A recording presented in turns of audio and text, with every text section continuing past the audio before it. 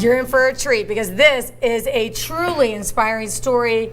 He used to weigh 455 pounds, but cut his weight in half. He changed his life and even competed on the TV hit American Ninja Warrior. How'd he do it? We're going to tell you. I'd like to welcome Mark Eisenhart to Primetime. Welcome, Mark. You drove a long time to get here. Wow. It actually wasn't bad. I did really well. There was no traffic, and it was okay. It was about 2 hours and change from LA. Well, I appreciate you coming. You have an inspirational story. As everyone knows, America leads in obesity rates, right? The whole world. It's scary. It is scary, and it's not. It's about health reasons why we need to change that. And you did create change in your own life, so you're truly an inspirational story. Tell us your story, please. Well, thanks very much for having me on the show. And you're spot on. This whole thing has been designed in such a way that I can share my experience so that others benefit from it and pay my message forward. I have been in excellent shape at different times in my life. I was a football player in high school and college and played for a short time in the minor leagues with the Raiders, but I've also struggled with an eating disorder and yo-yoing weight. And so the experience of watching my dad beat cancer to die of liver disease was the catalyst that caused things to spin out of control for me. Wait a second. Was that from drinking alcohol, liver disease, or? Actually, no. In his case, what happened was he was diagnosed with advanced stage cancer, and a very aggressive form of chemo and radiation caused the cancer to go into remission, but caused a pre-existing diabetic cirrhosis to go into overdrive.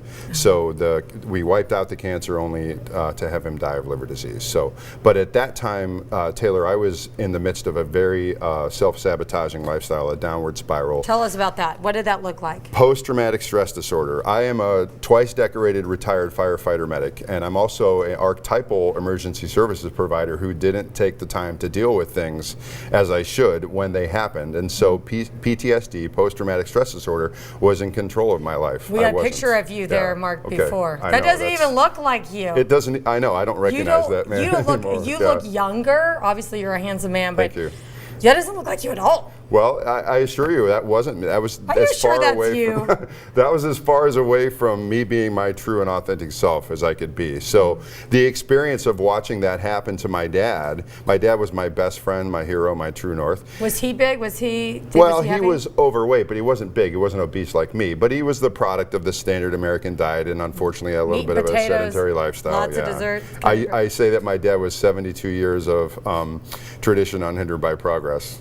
Bless his heart. But so that experience of watching that happen to him, it just gutted me, and I was already in the midst of a downward spiral, and it went from bad to worse very quickly. So I was abusing drugs and alcohol, I was binge eating, so I hit my rock bottom after his death, and I decided, okay, I'm not going to live this way anymore. It's only a matter of time before I don't have that choice. Yeah, we see the before and after there. Yeah. And you had surgery as well. Like, first of all, let's talk about, go backwards.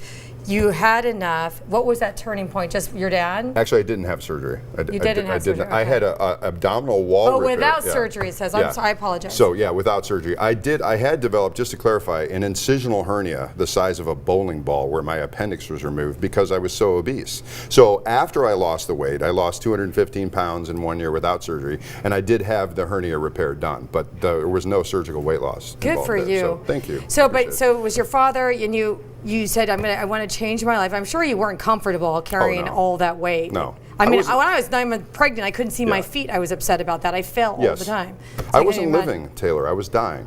Huh. You know, I had completely inverted my sleep cycle. So I was sleeping during the day. I was awake at night. I had a 90% loss of feeling in both feet from diabetic neuropathy. Wow. I was abusing drugs and alcohol. I had anxiety, depression, high blood pressure, high cholesterol. And food was comforting you? You well, just had no, I convinced myself that it was, but it wasn't working. Right. Well, I was I was adding gasoline to a diesel fire. So what was the first step in changing your life? The single most important thing I did was I admitted that I had a problem, and I raised the white flag and asked for help. And I decided that I set my intention that no matter what happens, I was going to get and stay healthy, or I was going to die trying. Because as I said a minute ago, it was only a matter of time before I didn't have that choice. It was only a matter of time before I had a heart attack, and that option was taken from me. So did you start with diet? Did you start with exercise? Did you start both? Actually, I started with being hospitalized because there's more to it than that. I was severely depressed, Taylor. After my dad's death, I had barricaded barricaded myself inside my house, booby-trapped my windows and doors. Excuse me, booby-trapped my windows and doors. I sometimes get a little choked up when I still talk about this. Yeah, it's emotional. And I had my dad's sidearm up to my temple for 3 days. So as you can imagine, when you decide you're going to get help, they pink slip you into a hospitalization program. You don't get to make decisions anymore after that. So the very first thing I did was raise the white flag and ask for help. And then I went through, I was hospitalized, a partial hospitalization program, an outpatient treatment program, and then started making lifestyle changes, got away from the standard American diet, went to a plant-based whole foods diet, then eventually a raw vegan diet. And it worked tremendously. I mean, I lost 215 pounds, I reversed the diabetes. How long did it take you to lose that weight? 1 year. 1 year. Yeah, wow. my full-time job. Keep That's in like mind, that's like job. 2 of me almost. I know, it's a whole You lost person. 2 of me almost. But you know, almost. I say almost. that was what I needed to do, and Wait. I made it I created a kind of immersion program. It became more important to me than anything else, and it became my full-time job.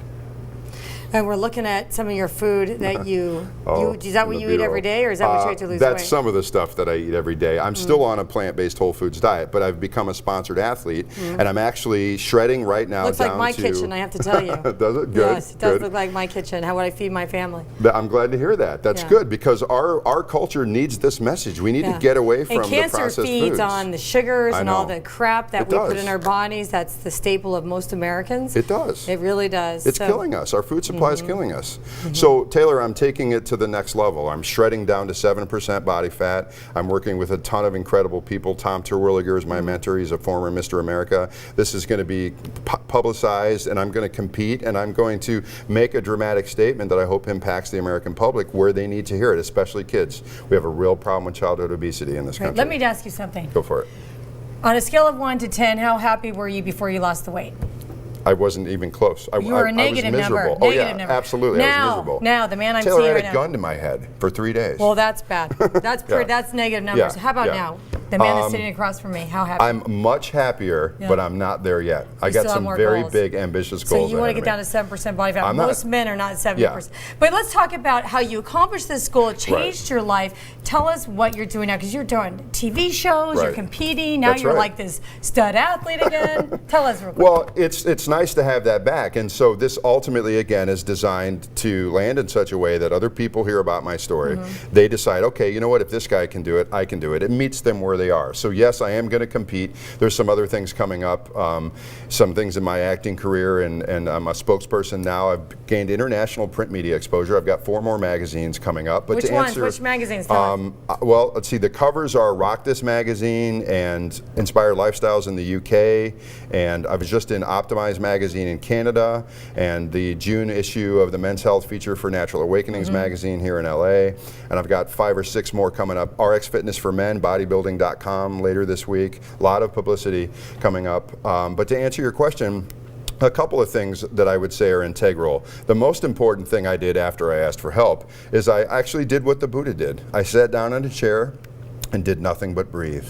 And I got comfortable with being uncomfortable for the very first time in my life. I got to do that. Well, developing that willingness to be still and to get to the subconscious mind. I have not been able to do that yet. It's huge. It's huge. We're so busy as a culture. So getting to the subconscious mind, Taylor, and also, as I said, getting away from the standard American diet, getting away from the processed foods, plant-based whole foods diet. Isn't it incredible how much better you feel? Oh yeah. Like if I even just, splurge, maybe go have my favorite food is Mexican food. Okay. Like try not to eat it. Yeah. I just don't feel the same. I feel so amazing, like I could conquer the world if I wanted to. When I put healthy food in my body, I'm exercising, I'm getting 8 hours of sleep every night. I feel like there's nothing I couldn't do in my life. I agree. I've got more energy than I did when I was a teenager. Isn't it incredible? It's fantastic. I know. I have to tell myself how old I am because I forget. I know, I right? feel better than I did when I was in my 20s or when I was when I was a teenager. Yeah. So my friends that are around me now, they're like, we really like the new and improved you, but honestly, I need like 2 days to decompress when I'm around you because you got more energy than I know. It drives handle. People crazy. It does. It takes some getting used to, for sure.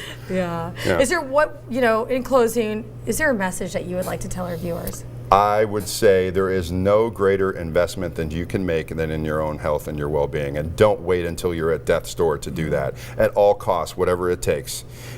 whatever maybe your goal is to lose 5 pounds or to better manage stress or to increase your productivity in the workplace, get the processed foods, whatever it is, make that commitment now. And people can always find, this is what I find, people always have excuses why they can't exercise, why they can't eat healthy. You know, maybe they're too busy with their kids and career. Let me assure you, there won't be a career. That's right. There won't be kids. That's you can't right. take care of anything else or anybody else until you take care of yourself. I couldn't agree more. It doesn't matter. All those other things are all well and good, but if you don't take care of you, if you don't build your own house, none of the other stuff matters. Right, It's and that then simple. just living that lifestyle is being a great example for others to follow. That's right. Especially your That's loved my ones. hope. Yeah. Well, congratulations Thank you so to all much. your I appreciate success. it. Thank you. I'm just getting started. So excited, and I hope everybody watches you and takes that first step. And no time like the present, summer's right here. I agree. That's right. You can right. start working on it. Yeah. This is San Diego. This is close to the water. You better do it now, right? It's too late. It's Skin is in. I know. That's right. Yeah. Thank you, Mark. Thank you so much.